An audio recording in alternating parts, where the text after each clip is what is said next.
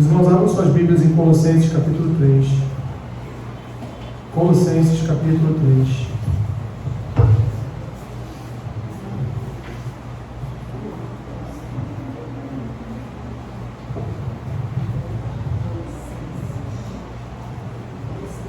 Carta de Paulo aos Colossenses capítulo 3.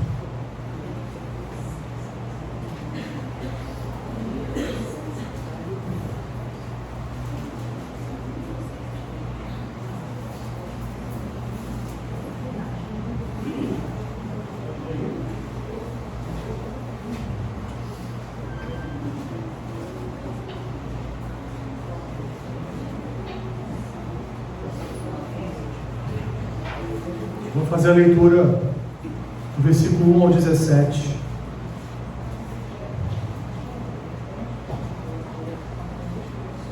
Colossenses 3, título é União com Cristo Glorificado. Portanto, se fostes ressuscitados juntamente com Cristo, buscai as coisas lá do alto, onde Cristo vive, assentado à direita de Deus. Pensai nas coisas lá do alto, não nas que são daqui da terra, porque morrestes e a vossa vida está oculta, juntamente com Cristo, em Deus. Quando Cristo, que é a nossa vida, se manifestar, então vós também sereis manifestados com Ele em glória. Fazei, pois, morrer a vossa natureza terrena, prostituição, impureza, paixão lasciva, desejo maligno e avareza, que é a idolatria. Por estas coisas é que vem a ira de Deus sobre os filhos da desobediência. Ora, nessas mesmas coisas andastes vós também no outro tempo, quando vivíeis nelas. Agora, porém, despojai-vos igualmente de tudo isto: ira, indignação, maldade, maledicência, linguagem obscena do vosso falar. Não mentais uns aos outros, uma vez que vos despistes do velho homem com os seus feitos, e vos revestistes do novo homem que se refaz para o pleno conhecimento, segundo a imagem daquele que o criou, no qual não pode haver grego nem judeu, circuncisão nem incircuncisão, bárbaro, cita, escravo, livre, porém Cristo é tudo em todos. Revesti-vos, pois, como eleitos de Deus, santos e amados, de ternos afetos de misericórdia, de bondade, de humildade, de mansidão, de longanimidade. Suportai-vos uns aos outros, perdoai-vos mutuamente, caso alguém tenha algum tipo de queixa contra outrem. Assim, como o Senhor vos perdoou, assim também perdoai vós. Acima de tudo isto, porém, esteja o amor, que é o vínculo da perfeição. Seja a paz de Cristo o árbitro em vosso coração, a qual também fostes chamados em um só corpo, e sede agradecidos. Habite ricamente em vós a palavra de Cristo. Instruí-vos e aconselhai-vos mutuamente em toda sabedoria, louvando a Deus com salmos e hinos e cânticos espirituais, com gratidão em vosso coração. E tudo o que fizerdes, seja em palavra, seja em ação, fazei-o em nome do Senhor Jesus, dando por Ele graças a Deus Pai. Abençoa-nos, Senhor, com esta porção da Tua palavra. Que seja uma palavra que venha edificar as nossas vidas, em nome de Jesus. Amém. Podem sentar, meus irmãos.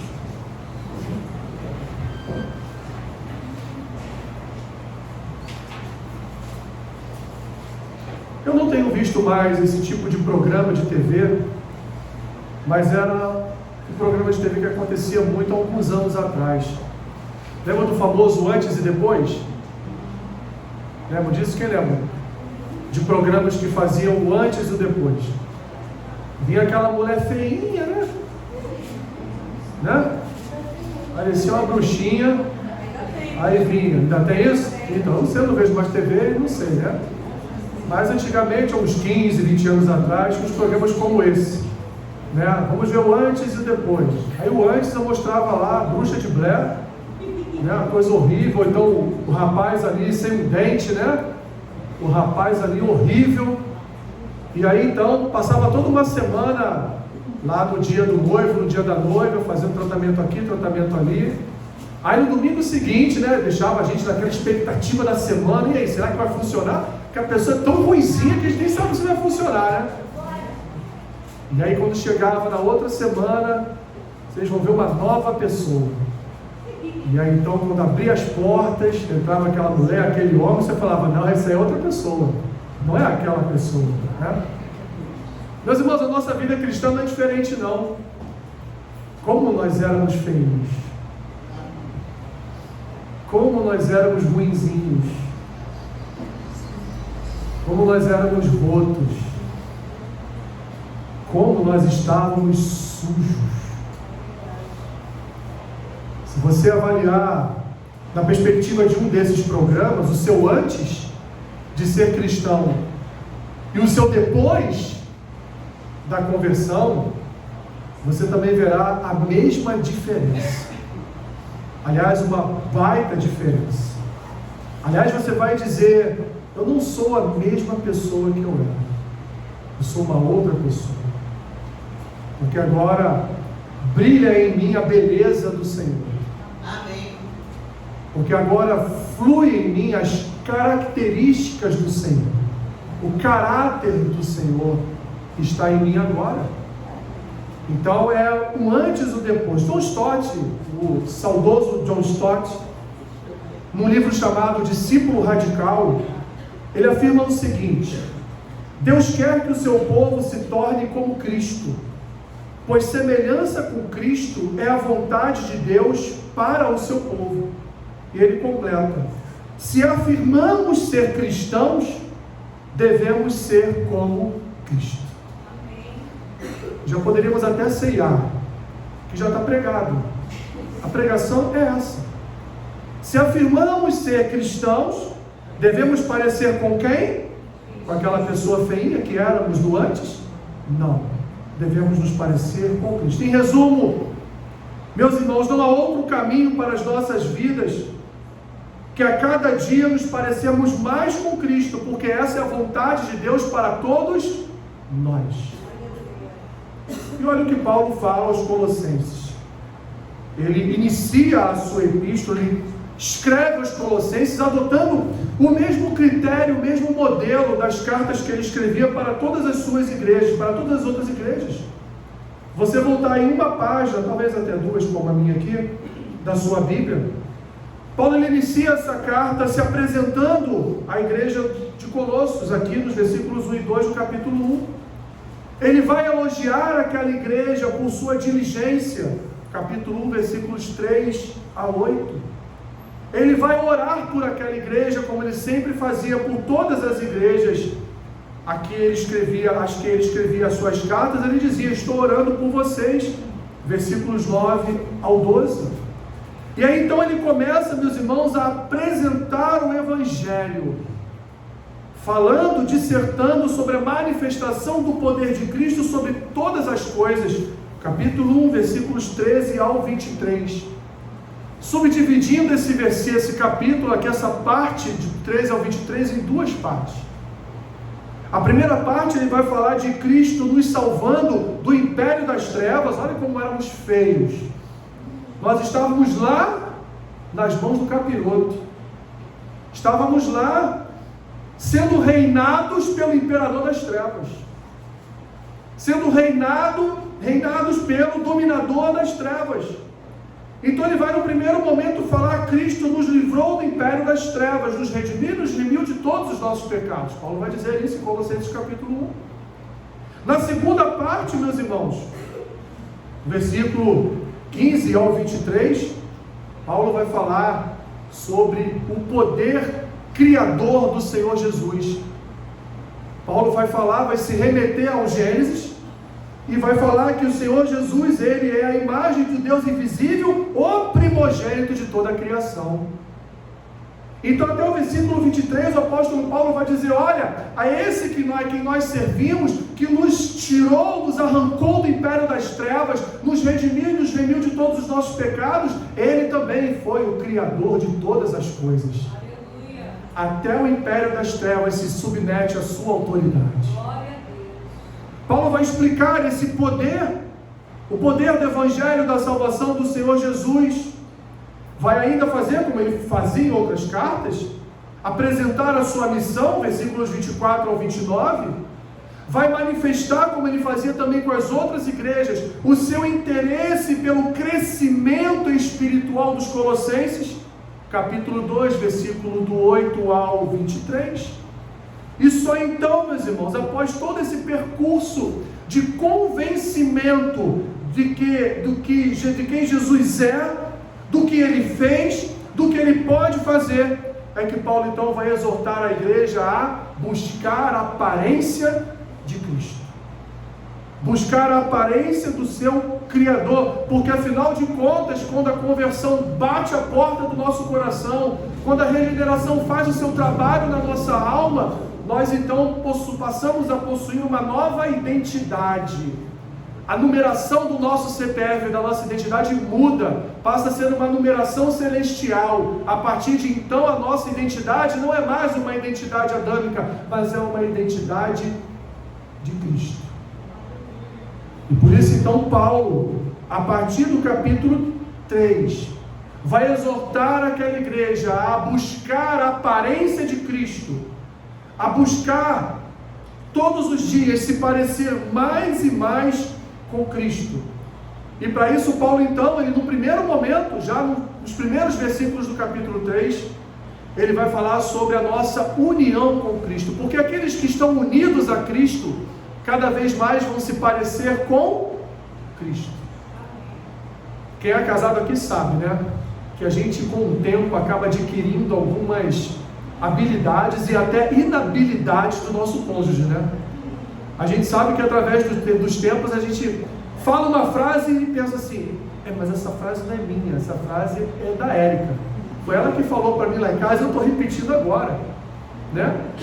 Você faz alguma coisa e lembra, caramba, né, Mônica? Isso aí foi o Paulo que fez um dia desse e eu estou repetindo o que ele fez, né? Ou pensa alguma coisa e não, mas esse pensamento não é meu, esse pensamento é da Solange, não é meu, né, Jair? E assim, por quê? Porque é a convivência, o relacionamento nos leva a parecer um pouco com aquela pessoa. Que dirá, meus irmãos, um relacionamento baseado numa atuação milagrosa do Espírito Santo em nossos corações.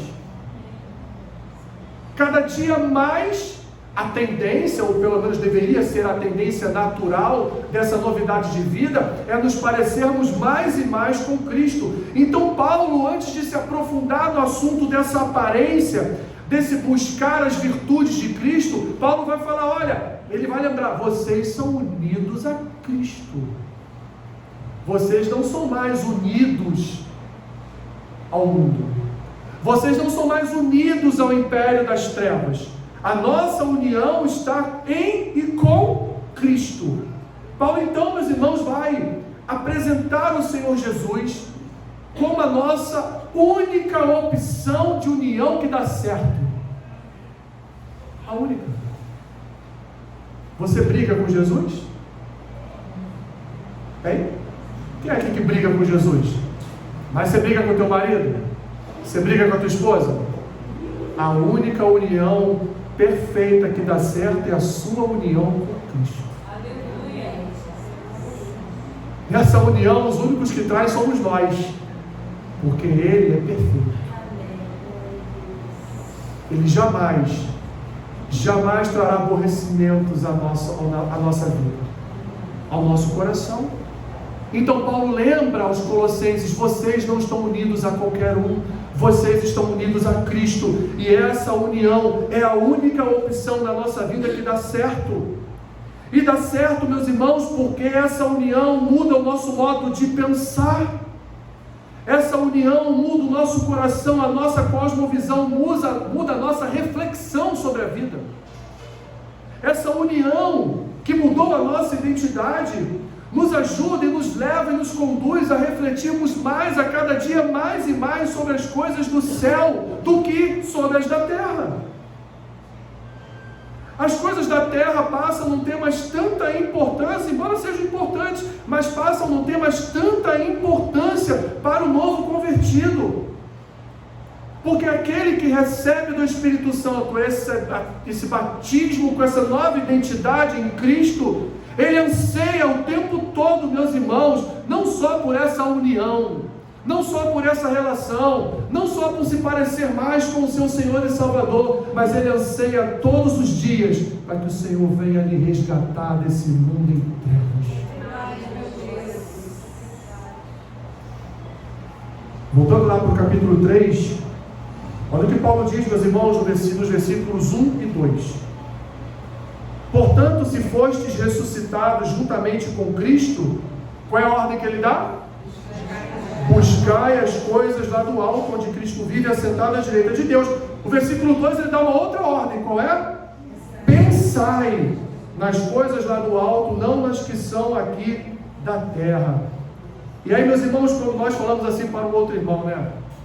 Rapaz, você está muito preocupado aí com as coisas aí da terra, você se preocupa mais com a tua vida espiritual, se preocupa mais com o céu, né? Aí o irmão fala assim, mas você é uma pessoa alienada, tudo acontecendo à nossa volta e você está alienado, você não quer saber do que está acontecendo à nossa volta.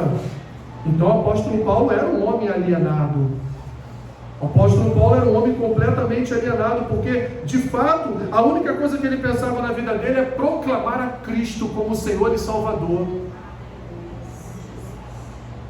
E Paulo estava debaixo do reinado de quem? Do império de quem aqui na terra? De Roma. Em qual momento Paulo se importava com isso? Em qual momento Paulo lutou contra o Império Romano? Em qual momento Paulo ficou no seu Twitter falando de governos e autoridades terrenas? Em qual momento? Nenhum. Porque Paulo se preocupava com o governo eterno. Paulo se preocupava em proclamar as maravilhas do Senhor Jesus. E ele nos dá aqui, meus irmãos, dois imperativos. Ele nos convoca, ele convoca os colossenses a buscar e pensar. Olhando para o versículo 1, meus irmãos, Paulo, ele não pede, ele não sugestiona, ele não dá uma ideia, ele determina, ele dá uma ordem. Sabe por quê, meus irmãos? Porque o convertido, ele de fato olha para o alto. O convertido dá preferência às coisas do alto. A prioridade da vida do convertido é Jesus. Não é o fulano ou o beltrano. Mas a prioridade da sua vida é o Senhor Jesus. E isso sobre todas as coisas, e isso sobre todas as pessoas. Paulo vai dizer aqui, meus irmãos, que o buscar é o buscar pelos benefícios da graça de Cristo. É buscar a manifestação do poder de Cristo. É buscar a presença de Cristo insistentemente, como uma corça que anseia pelas águas, como alguém que tem sede constante e quer beber das águas que jorram do trono de Deus, onde Cristo vive, assentado à direita do Pai. Aleluia. Como Paulo diz aqui, os meus anseios estão nele, a minha vida está nele, o meu respirar está nele. Em Cristo eu vivo, em Cristo eu me alimento, em Cristo eu existo. E permaneço de pé todos os dias. Quando Paulo determina pensai, e meus irmãos, nos nossos tempos, como é difícil pensar. Nossos devocionais duram 5 minutos, 10 minutos. A gente já está com pressa de ir para o trabalho, ou de olhar quem mandou mensagem no WhatsApp, ou ver as últimas notícias do dia, como se as notícias do dia fossem mudar o seu dia. E acaba mudando, né? Paulo determina, meus irmãos, pensai nas coisas lá do alto. E não foi só aqui aos Colossenses que Paulo deu essa ordem. Em Romanos capítulo 12, Paulo vai dizer aos romanos o quê? Transformai a vossa mente. Ele também dá uma ordem aos romanos, olha, transforme a sua mente, para que a sua vontade corrobore com a vontade de Deus, porque a vontade de Deus é boa, perfeita e agradável. Ele não vai falar isso só aos Colossenses, só aos Romanos, ele vai falar também aos Filipenses. Ele vai dizer em Filipenses 4:8, finalmente, irmãos, Tudo que é verdadeiro, tudo que é respeitável, tudo que é justo, tudo que é puro, tudo que é amável, tudo que é de boa fama, se alguma virtude há, se algum louvor existe, seja isso que ocupe o vosso pensamento. Amém. Porque Paulo não está falando para mundanos, Paulo está falando para igrejas, Paulo está falando para crente, Paulo está falando para cristão, Paulo está falando para aqueles que possuem uma nova identidade, um novo rosto, um novo brilhar, um novo olhar, um novo falar, um novo pensar. Paulo está falando para aqueles em que Deus criou um novo coração, em que Deus transplantou um novo coração ali.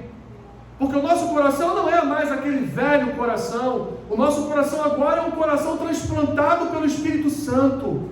É um novo coração, é uma nova identidade. Acho que deveríamos até mudar os nossos nomes. Paulo não mudou? Cristo não fez um trocadilho com o nome de Pedro? E por que Paulo determina essas coisas, meus irmãos? Versículo 3: porque nós morremos. Nós morremos para todas as coisas deste mundo. Meu irmão e minha irmã, enquanto a igreja não morrer para as coisas desse mundo, continuaremos a viver a nossa vida frágil, a nossa vida espiritual fragilizada. A nossa vida, meus irmãos, como diz aqui Paulo, ela está escondida com Cristo em Deus, porque morrestes e a vossa vida está oculta juntamente com Cristo em Deus. Como cantamos aqui, nós fomos comprados por um alto preço. Toda a nossa vida está ali com Cristo oculta em Deus. Querida igreja, Cristo tem todo o direito sobre nós. Cristo tem toda a autoridade sobre nós. Cristo é o nosso dono. Nós não somos de nós mesmos. Não somos mais os nossos próprios donos. O nosso coração deve ansiar pelas coisas de Deus. As coisas de Deus devem ocupar o primeiro lugar na nossa vida. A nossa vida, e Paulo está querendo dizer isso aqui, deve ser cristocêntrica. Porque essa nossa união com Cristo traz recompensa. Essa nossa união com Cristo vale a pena. Olha o que ele diz no versículo 4: porque quando Cristo, que é a nossa vida, se manifestar, eu poderia até completar aqui, de novo, ou na sua volta, então vós também sereis manifestados com Ele. Aonde? Em glória. Não é aqui na terra, é em glória. Há uma recompensa, meus irmãos. Mas Paulo não para por aqui. Ele fala da nossa união com Cristo, do versículo 1 ao 4, melhor dizendo, versículo 1 ao 4, e agora ele vai dizer: olha, deixa eu dizer para vocês quem vocês eram. Lembram lá do antes? Paulo agora vai jogar na cara dos colossenses quem eles eram, o que eles faziam, como era a vida de cada um deles. E aqui podemos chamar isso de um discipulado de Paulo, porque, meus irmãos, como fruto dessa nossa união com Cristo, como fruto desse buscar e pensar novo em nosso coração, a nossa vida não permanece mais a mesma. A partir então dessa nova identidade, Paulo vai recomendar uma série de virtudes que devem ser praticadas por aquele que vive em Cristo, sem as quais não haverá um reconhecimento de fato de que vivemos em Cristo. Isso é sério, meus irmãos. Mas primeiro Paulo, ele vai falar que os colossenses devem abandonar os vícios do antes, os vícios da sua outra vida, os vícios de uma história que ficou lá no mar do esquecimento, em que Cristo, em sua obra de vida, morte e ressurreição, já nos levou a sermos perdoados por Deus, por causa de cada uma dessas obras. E novamente, meus irmãos, Paulo vai se utilizar aqui de verbos no imperativo. Olha o que ele diz, versículo 5: fazei, pois, morrer a vossa natureza terrena, prostituição, impureza, paixão lasciva, desejo maligno, avareza, que é a idolatria. E ele recomenda: por estas coisas é que vem a ira de Deus sobre os filhos da desobediência. Ora, nessas mesmas coisas vocês andaram lá no antes. Antes, vocês andavam assim. Lá no passado, vocês andavam assim. Ele chama esse antes, esse passado, de um outro tempo. Num outro tempo, vocês andavam assim, vocês viviam dessas coisas. E ele vai dar mais uma ordem aqui no imperativo. Agora, versículo 8, porém, despojai-vos igualmente de tudo isso. E ele vai dizer outras manifestações malignas: ira, indignação, maldade, maledicência, linguagem obscena do vosso falar. Paulo, meus irmãos, ele vai usar esses verbos no imperativo, afirmativo. Vai usar, vamos aqui numa aula de português agora para você lembrar lá do seu ensino médio. Eu já ia falar segundo grau, não é mais segundo grau, é ensino médio agora. Você vai lembrar lá do seu ensino médio agora. Paulo se utilizou de imperativos afirmativos: buscai, pensai, despojai-vos, qual que ele diz? Fazei. Mas agora ele vai se utilizar de imperativos negativos, e ele continua, versículo 9: não mintais. Não mintais uns aos outros, uma vez que vos despistes do velho homem com os seus feitos, e vos revestistes de novo homem que se refaz para o pleno conhecimento, segundo a imagem daquele que criou. Olha que maravilha, meus irmãos, como Paulo trabalha com os verbos e com os tempos verbais. Sim, o grego também tinha tempos verbais, tá, meus irmãos? Toda língua tem tempo verbal. Mas trazendo para a nossa língua, Paulo trabalha, trazendo para a tradução, Paulo trabalha com tempos verbais: imperativo afirmativo, imperativo negativo, e agora ele trabalha até com pretérito perfeito de indicativo. Nossa, o que você está falando? Onde você foi? Vos despistes, vos revestistes, versículos 9 e 10. A gente vai entender já isso. Paulo apresenta, meus irmãos, aqui duas listas. A primeira lista, ele vai denunciar a natureza caída daquela pessoa que não tem Cristo na sua vida. As duas listas, versículo 5 e versículo 8. Já li essas duas listas para vocês. Paulo traz então a lembrança do quanto era indigna a nossa vida sem Cristo. Do quanto estávamos afundados, meus irmãos, no tremedal de lama. Como éramos dominados por toda sorte de sentimentos e desejos malignos, que nos lançavam no centro da ira de Deus. Esse negócio de sentimento é uma coisa complicada.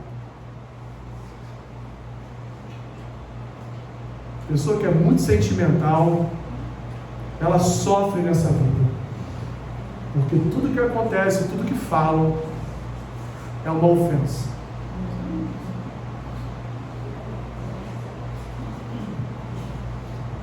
E Paulo está fazendo um alerta: cuidado com o seu coração, cuidado com o seu sentimento. Paulo não está só dizendo o quanto estávamos perdidos, mas ele está revelando, através de cada característica aqui do caráter de alguém sem Cristo, ele está revelando o que o coração adâmico do homem vive constantemente. E o que o coração do homem adâmico vive constantemente? Sob o poder e as amarras do pecado. Ele é escravo do pecado. Ele está dominado pelo poder do pecado. Por quê? Porque Cristo ainda não habita nele. É aqui então, meus irmãos, que nós vamos entender a importância da aplicação dos verbos feita aqui por Paulo. Novamente, Paulo emite uma ordem, um imperativo, afirmando que nós precisamos fazer morrer a natureza terrena, os desejos de Adão, que fluem em nosso coração, pois o que vive em Cristo não se satisfaz em seus próprios desejos. O que vive em Cristo não se satisfaz nas suas concupiscências. O que ama e anda com Cristo não se satisfaz na sua carne. Mas o que anda com Cristo, ele cuida de agradar aquele que é desejado eternamente. Amém. Paulo vai nos lembrar, meus irmãos, lembra lá nos tempos verbais, que as nossas vestes foram trocadas, quando ele fala de despojar, ao sermos alcançados pelo poder da graça de Cristo, nós recebemos do Senhor o que? Uma nova roupa, recebemos do Senhor novas vestes, e é por isso que o trapilho que vestíamos foi substituído pelas vestes de Jesus. Estamos revestidos e vestidos para a glória de Deus. É por isso, meus irmãos, que não mentimos mais uns aos outros. É por isso, meus irmãos, que o velho homem ficou para trás. É por isso que há em nós o mover de uma nova vida, uma nova identidade. Não é mais possível viver à sombra do pecado. Não dá. Nos faz mal.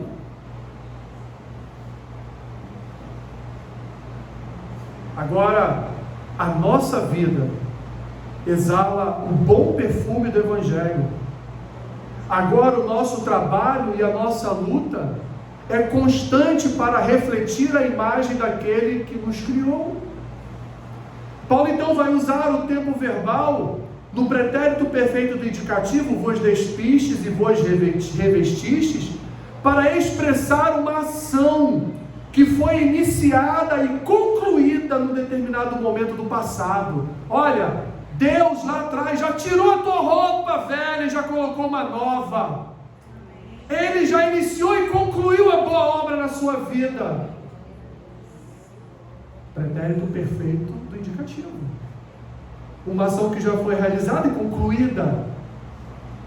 Ele já realizou em vocês e em mim essa ação. Meus irmãos, além de nos despir da nossa velha natureza e nos vestir com a sua nova, com a sua identidade, Ele também nos revestiu de um novo homem.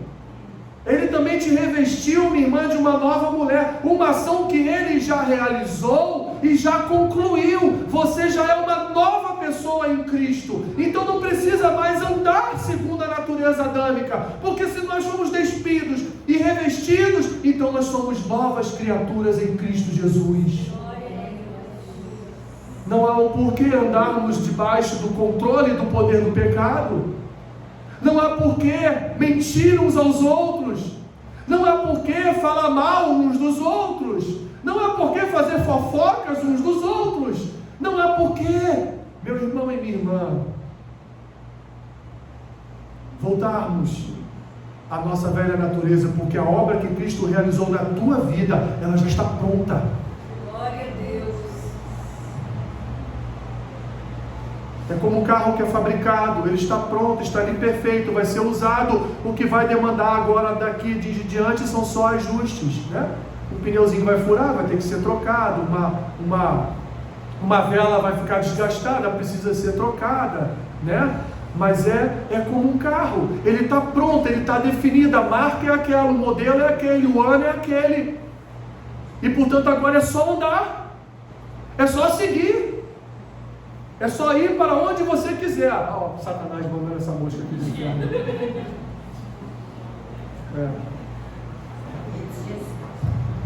Vamos acabar, vamos despojar essa. Vai sair tudo na gravação nesse capítulo. Pessoal da mídia aí que eu não vire meme, hein? Por favor, vamos fazer cortes. Já deu ideia. Pastor caçador de mosca.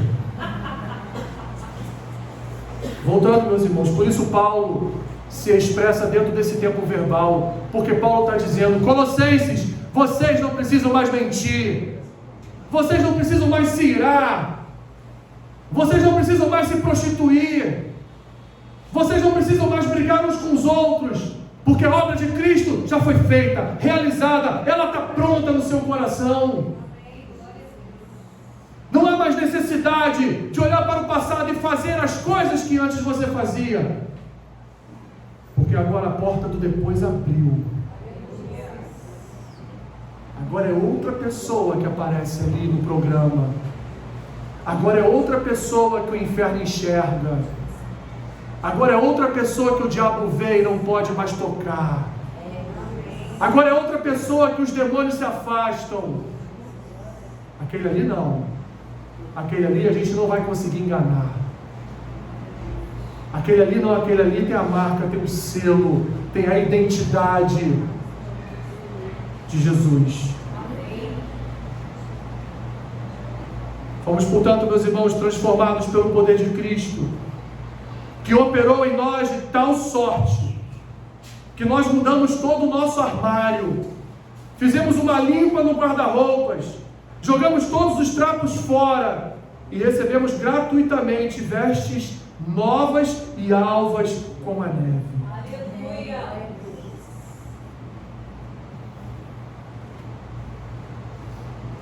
Você se aborrece com o teu time de futebol. Você reclama do seu time de futebol. Mas você não faz mais do que você fazia antes, né? Xingava a mãe do juiz. Você ouve todo o Maracanã. 72 mil pessoas xingando a mãe do juiz. Mas você está lá sentado em silêncio. Pensando assim, coitado da mãe do juiz, né? Você não tem mais raiva da mãe do juiz. Você tem piedade dela, coitada. Você tem misericórdia dela, não do juiz dela. É assim que passa a funcionar, meus irmãos. O antes e o depois. E Paulo então finalmente conclui. Porque ele já mostrou, olha, aqueles que são unidos a Cristo não vivem mais sob o poder do pecado. Aqueles que foram unidos a Cristo andam em unidade de Cristo. Andam no amor de Cristo. Andam na graça de Cristo. Andam na misericórdia de Cristo. E por andarem dessa forma, então agora eu vou recomendar a vocês uma outra lista. Uma nova lista. A lista daqueles que andam com Cristo. E aí então, meus irmãos, eu quero concluir fazendo a leitura dessa lista. Porque é a conclusão de Paulo aqui, nessa perícope, nessa parte das Escrituras. Ele diz no versículo 12: revesti-vos, pois, como eleitos de Deus, santos e amados, de ternos afetos de misericórdia, de bondade, de humildade, de mansidão, de longanimidade. Suportai-vos uns aos outros, perdoai-vos mutuamente, caso alguém tenha motivo de queixa contra outrem. Assim como o Senhor vos perdoou, assim também perdoai vós. Acima de tudo isto, porém, esteja o amor, que é o vínculo da perfeição. Seja a paz de Cristo o árbitro em vosso coração, a qual também fostes chamados em um só corpo. E olha, sede agradecidos por isso, porque se você hoje está num corpo, é porque você foi chamado para estar nesse corpo. Um corpo imperfeito, um corpo limitado, um corpo que reúne a assembleia de pecadores, mas pecadores redimidos e remidos em Cristo, que é o cabeça, é perfeito e nos conduz na sua própria perfeição. Habite ricamente em vós a palavra de Cristo, instruí-vos e aconselhai-vos mutuamente em toda sabedoria. Olha como Paulo usa constantemente o imperativo afirmativo, meus irmãos. Faça isso, faça aquilo, faça isso, faça aquilo, faça isso, faça aquilo. Paulo aqui não está sugerindo, ele está dizendo: quem anda em Cristo, a palavra habita ricamente no seu coração. Quem anda em Cristo aconselha o seu irmão. Quem anda em Cristo aconselha com sabedoria de Deus. Quem anda em Cristo louva ao Senhor com salmos, hinos, cânticos espirituais. Não louvar por louvar, mas louva porque tem no seu coração gratidão por tão grande salvação. Gratidão por Cristo ter aberto as portas da sua soberania e do seu reinado e ter transformado toda a minha vida, por ter transformado a minha aparência espiritual. E ele termina: então, meus irmãos, tudo que vocês fizerem, seja em palavra, seja em ação, fazei-o em nome do Senhor Jesus, dando por ele graças a Deus Pai. Paulo então agora, meus irmãos, traz uma lista, uma nova lista que é a lista que fala sobre a nossa nova identidade. Concluindo, meus irmãos, a vida cristã é marcada, ela é selada por essas virtudes, porque a vida cristã ela é fruto não da nossa própria obra, ela não é fruto não de uma vontade própria do nosso coração, mas a vida cristã é fruto de uma obra milagrosa do Espírito Santo no coração do homem, mudando a sua visão sobre todas as coisas. Nós, meus irmãos, não enxergamos mais com os nossos próprios olhos, nós passamos a enxergar com os olhos do Evangelho de Cristo, passamos a andar em novidade segundo o Evangelho de Cristo, passamos a falar segundo o Evangelho de Cristo. O nosso proceder, o nosso falar, o nosso olhar, o nosso pensar é agora segundo as Escrituras. É verdade, de vez em quando a gente vai tropeçar, vai dar um mole, de vez em quando a gente vai se estressar com um gol perdido debaixo da trave, de vez em quando, né? Fazendo analogia aqui, minhas irmãs, a gente de vez em quando vai se estressar, né, com um vizinho que coloca um funk 3 horas da manhã, você tendo que acordar às 6 para ir para o trabalho. A gente vai se estressar, né, com alguém que está lá na academia, sentado no aparelho que você quer fazer, mas está lá no celular fazendo não sei o quê. Você vai se estressar, né, com aquele que te fecha no trânsito, né? Vai se estressar com rolezinho 5 da manhã. Você vai se estressar com muita coisa, né? É verdade, de vez em quando a gente vai falar o que não deve falar, pensar o que não deve pensar, vai olhar com os olhos que não deveriam ser, né? E o próprio Senhor Jesus disse: os seus olhos estão em trevas. Ai, qual grande trevas você anda, qual grande trevas você anda. É verdade, a gente de vez em quando a gente vai dar vazão a Adão, de vez em quando a gente vai fazer como o apóstolo Paulo disse em 1 Coríntios, a gente vai fazer aquilo que a gente não quer fazer, mas a gente faz, porque é uma luta entre a carne e o espírito, é uma luta sangrenta entre nós, e aquilo que eu não quero eu acabo fazendo, eu acabo pensando inclusive. De vez em quando isso vai acontecer, meus irmãos, mas a regra não é essa. A regra é a manifestação das virtudes do Espírito Santo em nossas vidas. Virtudes essas que devem ser expostas, visíveis a todos. Todos devem enxergar em cada um de nós essas virtudes. Por que eu falei do antes e do depois, naquela brincadeira no início, meus irmãos? É porque o antes manifesta exatamente o que você se tornou depois. É porque o antes serve para mostrar a grande diferença do que é o depois. Se você fizer um exercício de memória e lembrar do antes, que coisa feia. Cristo nos trouxe, meus irmãos, Cristo nos trouxe uma melhora inigualável.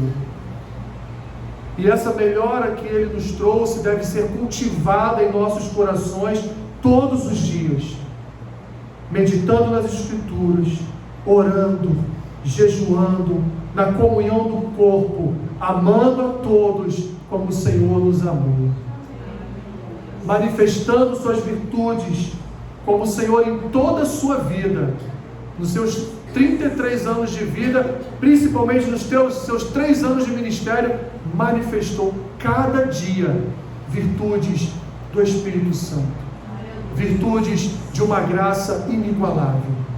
E é isso, meus irmãos, que a igreja não é uma sugestão, é uma ordem do apóstolo Paulo.